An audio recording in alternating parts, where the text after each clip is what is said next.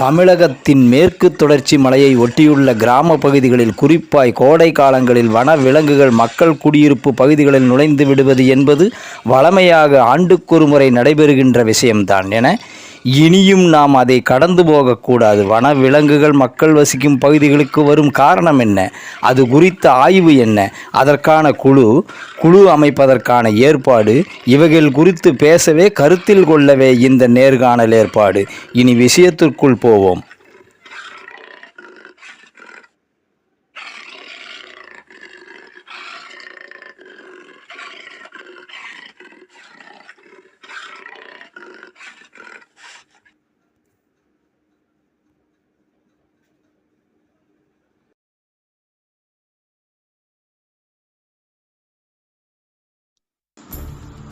வணக்கம் மேடம். வணக்கம் அண்ணா. நல்லா இருக்கீங்களா? நல்லா இருக்கேன், நீங்க நல்லா இருக்கீங்களா? நல்லா இருக்கேன் மேடம், நல்லா இருக்கிறேன். ஒரு சின்ன செய்தி ஒண்ணு உங்ககிட்ட கொஞ்சம் விவரமா கேட்டுக்கலாம் அப்படின்னு தாங்க. சொல்லுங்க சொல்லுங்க. இந்த சிறுத்தை குறித்த அச்சுறுத்தல் சரிங்க. நம்ம திருமலையாம்பாளையம் பேரூராட்சி பகுதியில அங்கொன்றும் இங்கொன்றுமாய் பேசப்படுகிறது. அது குறித்து நம்ம பேரூர் கழகத்தினுடைய பேரூராட்சி மன்றத்தினுடைய நடவடிக்கைகள் என்னன்னு உங்ககிட்ட கொஞ்சம் கேட்டுக்கலான்னு தாங்க. சரி சரிங்க. இந்த மாதிரி தகவல் ஃபர்ஸ்ட் மயிலாம்பாறை பகுதியில வந்துச்சுங்க, தெப்பக்குளத்துப்பாறை சைடு. அதுக்காக உடனடியாக நாங்க அரசுக்கு இன்ஃபார்ம் பண்ணி அவங்க என்ன பண்ணாங்கன்னா கொண்டு கூடு வச்சாங்க. தெப்பக்குளத்துப்பாறை பகுதியில கூடு வச்சாங்க. மணி விஏஓ அவங்க மூலியமா கொண்டு வச்சாங்க. நம்மளும் போய் பார்த்தோங்க, ஆபீஸ் சார்பாவும் எல்லாரும் போய் அங்க போய் பார்க்கும்போது அப்படி எதுவும் தென்படலைங்க, கூடுல எதுவும் கிடைக்கல. ஆனா விலங்குகள் மட்டும்தான் இது ஆகுது, இந்த நாய் ஆடு போன்ற விலங்குகளை மட்டும் இது பண்ணிருக்காங்க அப்படிங்கிற மாதிரி தகவல் மட்டும்தான் வந்துச்சுங்க. ஆனா கண்ணால் பார்த்தவங்க யாரும் இல்லை. அதை வைத்து நம்ம இது பண்ண முடியாது. அப்படியும் மறுபடியும் நம்ம வனத்துறைக்கு அதை தகவல் தெரிவித்து உடனடியாக பதிமலை பகுதியிலும் ஒரு கூடு வச்சோங்க. 20 பேரு சுத்தி இது பண்ணிட்டு தான் இருக்காங்க. வனத்துறையில சொன்னதுனால அவங்க பாத்துட்டு தான் இருக்காங்க. நம்ம சைடு நம்ம திருமலைமலையம் பேரூராட்சியிலேயே அவங்க எல்லாருமே இன்னும் பாத்துட்டு தான் இருக்காங்க. இப்ப வரைக்குமே அவங்க அதிகாரிகள் சுத்திட்டு தான் இருக்காங்க. கண்காணிப்புல தான் நம்ம பகுதி போயிட்டு இருக்குங்க இப்ப வரைக்கும். சரிங்க மேடம். அப்படி ஏதாவது உடனே நமக்கு தகவல் வந்துச்சுன்னா நாங்க மக்களுக்கான அரசாக தான் செஞ்சுட்டு இருக்கோங்க எல்லா இடத்துலயுமே. அதுக்காக உடனடியாக நடவடிக்கை அரசு மூலியமா எடுக்கப்படும். மக்களுக்கு எந்த ஒரு பாதிப்பும் ஏற்படாம நம்ம பாத்துக்குவோம். நன்றிங்க மேடம். நன்றிங்க மேடம். மிக்க நன்றிங்க.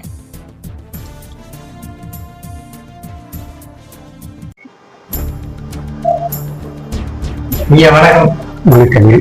இந்த வன உயிரிகள் வனங்களுக்கு வனத்தாரங்களுக்கு வெளிவரதுக்கான காரணங்கள் புதிய தானங்கள் எதனால மக்கள் நடமாடக்கூடிய இடங்களுக்கு வெளியேறும், உங்களுடைய கருத்துக்கள்? அது பொதுவா என்ன அப்படின்னு சொன்னா, மலையோரங்கள்ல இருக்கக்கூடிய ஊர்கள்ல யானை, சிறுத்தை இதெல்லாம் அடிக்கடி காட்டு பண்ணி இதெல்லாம் நிறைய சிக்கல் பண்ணிடுதுங்க. இதை பாத்தீங்கன்னா நம்ம மேற்கு தொடர்ச்சி மலையை ஒட்டியுமே அப்புறம் தமிழ்நாட்டுக்கு கிழக்கு தொடர்ச்சி மலை இருக்குது, அங்கேயும் இந்த சிக்கல் இருக்குதுங்க. யானையினுடைய வழித்தடங்கள் மறிக்கப்பட்டது ஒரு காரணங்க. அதை பத்தியெல்லாம் நிறைய செய்திகள் வந்துருச்சுங்க. பக்கத்துக்கு நீங்க ஒரு சொல்ல விட்டீங்க புலின்னு. புலி வருதுங்களா? சிறுத்தை புலி வருதுங்களா? சிறுத்தை புலி வருது அப்படிங்கிறது பாத்தீங்கன்னு சொல்லிச்சாங்கன்னா நம்ம கோவைக்கு அருகாமையில இருக்கக்கூடிய அந்த மேற்கு தொடர்ச்சி மலை ஒட்டிய பகுதிகள், இப்ப ஓனாப்பாளையம் பகுதிகள்ல அது வந்துருச்சுங்க. இது எல்லாத்துக்கும் தெரிஞ்சிருச்சுன்னா நம்ம மருதமலையில கூட கருஞ்சிறுத்தை வந்துருது, மேல போறதுக்கு விட மாட்டேங்கிறாங்க. இரவு எல்லாம் இத மலைக்கே போற விட மாட்டேங்கிறாங்க.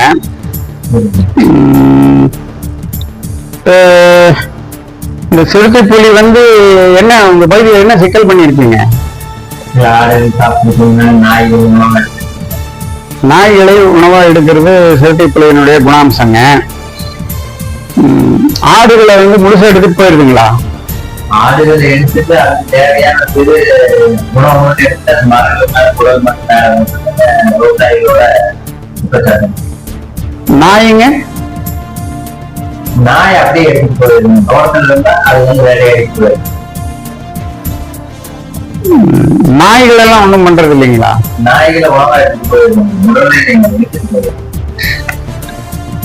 தாங்க மலையிலிருந்து, அதாவது காடு சார்ந்த இடமும் என்பது முல்லைங்க, அதுக்கும் மலைக்கும் சம்பந்தம் கிடையாது. ஆனா முல்லை நிலத்தை பூராமே நீங்க வந்து மலையோர வரைக்குமே வந்து ஊராய் போச்சுங்க ஒண்ணுங்க.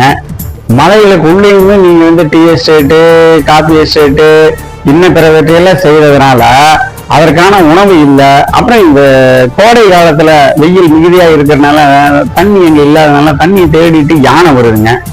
இதே மாதிரி உணவை தேடிட்டுன்னு சிறுத்தை இதெல்லாம் வந்துருது. சிறுத்தை ரொம்ப தூரமெல்லாம் வந்துருது. தஞ்சாவூர், மயிலாடுதுறை இங்கெல்லாம் கூட எப்படி போச்சுன்னே தெரிய மாட்டேங்குது.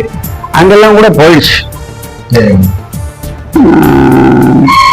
உங்க ஊர் பகுதிகளில் வந்து நாய் எல்லாம் கடிச்சு இழுத்து புதர்ல முழுசும் அது சாப்பிடாம போட்டு போயிடுச்சுங்கிறீங்களா? ஏதோ புதருக்குள்ள எல்லாம் கிடந்ததுன்னு சொல்றீங்க. அது ஆடு குட்டிகளை எடுத்துட்டு ஏன் முழுசா சாப்பிடாம போட்டு போகுதுங்க? ஒண்ணு எடுத்துட்டு போனோம்னா முழுசா சாப்பிடணும் இல்லைங்களா? அப்ப இதுல ஏதோ ஒரு சில சந்தேகங்கள் எல்லாம் இருக்குது. சிறுத்தை நடமாட்டம் இருக்கிறது அப்படிங்கிறது அதுக்கு இறை கிடைக்காததுனால அப்படியே அருகாமையில இருக்கக்கூடிய ஊர் பகுதியில வந்து ஆடு இந்த மாதிரி நாய் இருந்ததுன்னு இதெல்லாம் எடுத்துட்டு போகுங்க. அது ஏன் அப்படின்னு கேட்டீங்கன்னா அதற்கான உணவு இல்லாம, அதற்கான தண்ணி இல்லாம போறதுனால அது வருதுங்க. இது வந்து ஒரு சிக்கலான இதுதாங்க. இதற்கு வந்து அரசும் நிறைய செய்திகள் எல்லாம் தர்றாங்க, நஷ்டஈடு எல்லாம் தர்றாங்க. ஆனா என்ன அப்படின்னு கேட்டீங்கன்னா இந்த ஆடுகளை பற்றி நீங்க பாத்தீங்கன்னு சொன்னீங்கன்னா இது என்ன அப்படின்னா, ஆடுகளை கடிச்சு அது முழுசா உணவை வந்து உண்ணாம போட்டு போயிடுது அப்படின்னு கேட்டீங்கன்னா அது சிறுத்தையாக மட்டுமே இருக்கிறதுக்கு வாய்ப்பு இல்லைங்க. இந்த நாய்கள் தொந்தரவு ரொம்ப அதிகமாக வந்து இருக்குது. அப்படிங்கறத வந்து பாத்தீங்கன்னா நம்மளுடைய காங்கேய பகுதிகளில் தான் இப்ப இந்த ஒரு மாசத்துக்கு முன்னாண்ட பாத்தீங்கன்னா பெரிய அளவுல வந்துகிட்டு பட்டி பட்டியா அங்க ஆடு வச்சிருப்பாங்க. அங்கெல்லாம் கூட வந்து பாத்தீங்கன்னு சொன்னீங்கன்னா இப்ப அது வந்து சாப்பிட மாட்டேங்குதுங்க. கடிச்சு இழுத்து குடலை வெளியே தள்ளி போட்டுருது, இல்லாது கடிச்சு ஓடிடுது. நிறைய ஆடுகளை கடிச்சிட்டு போயிடுது. உணவுக்காக அப்படிங்கும் பொழுது வந்து அது ஒன்ன எடுத்ததுனால எடுத்து போயிடும். எப்பவுமே அது வந்து தன்னுடைய தேவை பூர்த்தி செய்யறதோட அது போயிடும். ஆனா இதுல என்ன சிக்கல் வருது அப்படின்னு கேட்டீங்கன்னா அது வந்து வெறிநாய் மாதிரி எல்லாரும் வெறிநாய் தான் கடிச்சிட்டு போயிடுச்சு அப்படின்னு சொல்றாங்க. இப்ப நாய்க்கு வந்து கோடை காலத்துல வெறி பிடிக்கிறது அப்படிங்கிறது வந்து எப்பவுமே ஒரு நடக்கக்கூடிய நிகழ்ச்சி தான். ஆனா என்ன அப்படின்னு கேட்டீங்கன்னா இப்ப வந்து காங்கேயம் என்பது வந்து ஏறத்தாழ சமவெளி பகுதி இல்லைங்களா? காங்கேயம், வெள்ளக்கோயில் அந்த பகுதியில் பெரிய கிராமங்கள்லாம் ஊர்கள்ல எல்லாம் வந்து அது நடந்திருக்குது. அப்ப உங்க பகுதிகளில் கூட வந்து பாத்தீங்கன்னு சொல்லிச்சுன்னா நாய் வந்து இந்த மாதிரி செஞ்சிருக்கலாம். ஆமாங்க, ஆட்டு கூட்டங்களை ஒரு 10 நாய்கள் வந்து இந்த கல்லூரி வராங்கெல்லாம் சாப்பிட்டு வளர்ச்சி ஆனா உணவை எடுத்தாங்க.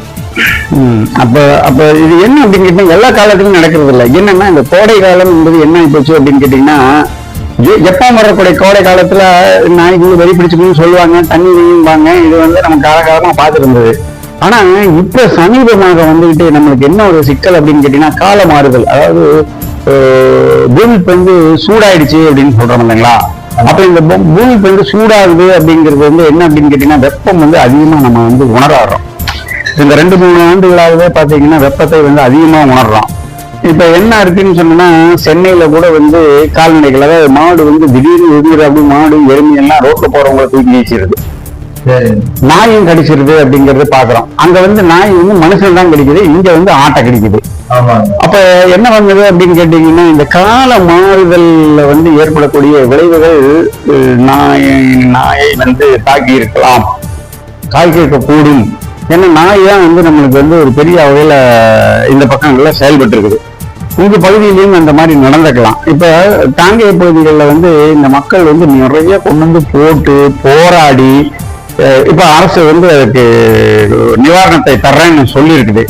அப்ப நாம என்ன கேட்கணும்னு சொன்னோம்னா இந்த நாய்கள் வந்து உணவு அப்படின்னு பார்க்கும்போது திருநாய்கள் என்று சொல்லும்போது உணவு கிடைக்காம போகுது. இப்ப ஒன்று வந்து இந்த கால மாறுதலால் ஏற்பட்ட இந்த வெப்பம், கூடுதலான வெப்பம் வந்து அதனுடைய மூளையை தாக்கி செயலிழக்க வைக்கலாம் ஒண்ணு. இன்னொன்னு என்ன கேட்டீங்கன்னு சொன்னா எங்க பார்த்தாலும் நீங்க இந்த கோழி கறி இருக்கு இல்லைங்களா, இந்த கோழி கழிவுகள் வந்து கொண்டு வந்து அப்படியே போட்டு போயிடுறாங்க இல்லைங்களா, அதை வந்து இது போய் படிச்சு எல்லாம் சாப்பிடுறது உணவு இல்லாதனால. அப்ப என்ன ஆகணும் அப்படின்னு கேட்டீங்கன்னா இது கூட வந்துகிட்டு இதுவும் சேர்த்துக்க வேண்டியது இருக்குது. அப்புறம் அதுக்கு வந்து கருத்தடைக்கு ஊசி போடுறாங்க, எவ்வளவோ எல்லாம் பண்றாங்க. எதனால் வந்து இப்ப நாய்ங்க ஒரு சாமானியனோட ஆடுகளை, விவசாயிகளோட ஆடுகளை கண்டுகளை கழிச்சு விவசாயிகளுக்கு இழப்பு. அந்த நாய்க்கான மாற்று வழி என்ன? அரசாங்கத்திட்ட கொண்டு போக வேண்டிய நம்மளுடைய கடமை. அதாவதுங்க, நாய் வந்து நம்மளுக்கு கண்ணுக்கு தெரிஞ்சு நாய் தான் கடிச்சிடுச்சு அப்படிங்கிறது வந்து ஆடுகளை வந்து ஒரு பெரிய அளவுல வந்து இன்னைக்கு கூட வந்து வளர்த்திட்டு இருக்கிற பகுதியான காங்கயம் வெள்ளக்கோயில் பகுதியில ஒரு பெரிய சிக்கலா வந்துருச்சுங்க. என்ன அப்படின்னு கேட்டீங்கன்னா, நம்ம பகுதிகளில் தான் வந்து பாத்தீங்கன்னு சொன்னிச்சுன்னா ஒரு 10 ஆடு 20 ஆடு அப்படின்ட்டு பரவலாக இது ஒரு தொழில் முறையில பண்ணிட்டு இருக்கிறாங்க உழவர்கள். அவங்களுக்கு இது ஒரு ஒருங்கிணைந்த பண்ணையம் அப்படின்னு சொல்றதுல வந்து காலங்காலமா நம்ம வச்சு வளர்த்திட்டு வர்றோங்க. இப்ப என்னன்னா, இந்த ஆட்டுக்கு காவலே நாய் தானுங்க. நாயே சிக்கலா வந்து நிக்குது அப்படிங்கிறத வந்து பார்க்கும்போது ஒரு செய்தியை நான் இந்த இடத்துல குறிப்பிட விரும்புறேன். மனிதன் முதலா வந்து வீட்டு விலங்காக வச்சுக்கிட்டதே நாய் தானுங்க. வரலாற்று ரீதியில பார்த்தா நாய் தான். நாய் நன்றி உள்ளதுங்க. நம்ம வந்து காவலுக்கு வச்சுட்டு இருக்கிறது நாய் தாங்க. இதே ஆட்டுக்குட்டிக்கு நாய் தாங்க அதோட வேலையே பயிர மேய்ந்த மாதிரி இருக்குங்களே. அப்ப இதுக்கு நான் நேற்று சொன்ன மாதிரி நாய் ஏன் இப்படி பண்ணுது? ஏதோ ஒரு 100 நாய் ஏதோ ஒரு நாய் வந்து வெறி பிடிச்சு வர்றது அப்படிங்கறத நம்ம தவிர்த்துக்கலாம். இவ்வளவு ஆடுகளை வந்து சேதம் பண்றது அப்படின்னு பார்க்கும் பொழுது நம்மளுக்கு என்ன தோணுதுன்னா, அதுவும் ஒரு உயிரினங்க, நம்மளுக்கு காவலா இருக்குது, நன்றியுடையது. அது இந்த மாதிரி பிரச்சனை வந்து இப்படி எல்லாம் செய்யுது அப்படின்னு சொல்லும் பொழுது இந்த கால மாறுதல், அப்புறம் வந்துட்டு அதுக்கு கருத்தடை வீசி ஓடுறது, அப்புறம் வந்து பாத்தீங்க அப்படின்னு கேட்டீங்கன்னு சொன்னீங்கன்னா அது வந்து கண்டதெல்லாம் தின்னுட்டு வர்றது. இப்போ உதாரணத்துக்கு பாத்தீங்கன்னா, அங்கங்க ரோட்ல இருக்கக்கூடிய பிளாஸ்டிக் வந்து நீங்க மலைப்பகுதியில மான் அதை வந்து தின்னு அது வயிற்றுக்குள்ள போய் ஜீரணமாகாம அதுக்கு ஒரு மாதிரி எல்லாம் பண்ணி அது எல்லார்த்தையும் வந்து குத்துனதை எல்லாமே பார்த்துட்டோம். அதை பிளாஸ்டிக் எல்லாம் சாப்பிடாது. என்னடா வழின்னா பிளாஸ்டிக்கே உள்ள கொண்டு வரக்கூடாதுன்னு எவ்வளவோ விஷயங்களை வனத்துறை பண்ணிட்டு இருக்குது. அதையும் மீறி வருது. இப்போ நாம செய்யக்கூடிய ஒவ்வொரு விஷயமுமே இன்னொரு உயிரினத்துக்கு எதிராக இருக்குது அப்படின்னா அது நம்மளுக்கு நாளைக்கு ஒரு சிக்கலா வருங்க. அதனால இதுக்கு நாய்க்கு வந்துருச்சு அப்படின்னு பார்க்கும்போது ரொம்ப எச்சரிக்கையான ஒரு செய்தியா பார்க்க வேண்டியது இருக்குது. அரசாங்கத்தின் சொல்லும் பொழுது அவங்க தான் வந்து இது செய்ய முடியும். ஏன் அப்படின்னு கேட்டீங்கன்னு சொல்லிச்சுன்னா, இது ஆய்வுக்கு உட்படுத்த வேண்டிய ஒரு செய்தியா இருக்குது. கூர்ந்து கவனிச்சு அரசாங்கத்துக்கிட்ட நாம வந்து இது ஒரு கோரிக்கையா கூட வைக்கணும். விலங்கு உயிரினத்துல இருக்கிறவங்க எவ்வளவோ ரிசர்ச் பண்ணி எவ்வளவோ விஷயம் பார்க்கும் பொழுது அவங்களுக்கு கூட ஏன் நாய்க்கு வந்து இப்படி வெறி பிடிச்சு இப்படி ஆட்டக்கடிக்குது அப்படிங்கிறத அவங்க வந்து கணக்கில் எடுத்துக்கிட்டு இது ஆய்வுக்கு உட்படுத்தி இது சரி செய்யக்கூடிய ஒரு பணி அரசாங்கம் தான் செய்ய முடியுங்க. அரசாங்கம் செய்யணும்னு நம்ம அரசாங்கத்துல கேட்கிறோம். ஏன் அப்படின்னு கேட்டீங்கன்னா, இழப்பு என்பது வந்துகிட்டு சாதாரண விஷயம் இல்லை. அதே சமயத்துல நாய் என்பது வந்து வெறுத்து ஒதுக்கப்பட வேண்டிய விஷயம் அல்ல. நீங்க வந்து என்ன இருக்குதுன்னா, நாயும் உங்களையும் பிரிக்க முடியாது. ஒவ்வொரு உயிரினங்களும் பகுத்துண்டு பள்ளியுறும்புதல் நூறோர் தொகுற்றவற்றில் எல்லாம் தலைன்னு நம்ம தான் சொல்றோம். இன்னைக்கு வந்து பயோடைவர்சிட்டி, அதாவது பல்லுயிர். ஆமா, அப்ப வந்து என்ன விஷயம் வருது அப்படின்னு கேட்டீங்கன்னு சொன்னீங்கன்னா, இந்த சிக்கலை வந்துகிட்டு வெறும் பொருளாதார இழப்புகளாக மட்டும் பார்க்காம ஒரு உயிர் சிக்கலாக, ஒரு சூழல் சிக்கலாக பார்த்து இதை வந்து இந்த கால மாறுதலோட இணைத்து, ஏன்னா கால மாறுதலுக்குன்னு ஒரு அமைச்சர் ஒரு துறையெல்லாம் வந்தாச்சு, அப்படியெல்லாம் இதை எடுத்துட்டு போகணும்னு நினைக்கிறேன். நாயும் வேண்டும், ஆடும் வேண்டும். மனிதன் வந்துகிட்டு நாயோடு இருக்கிற தொடர்புங்கிறது அது வரலாற்று இதில் நிறைய பேசலாம். அதனால இதை அரசு கவனத்தில் எடுத்துக்கிட்டு ஒரு நல்ல தீர்வை காணணுங்கிறது தான் நான் சொல்லிக்க விரும்புறேன். கொஞ்சம் அதிகமா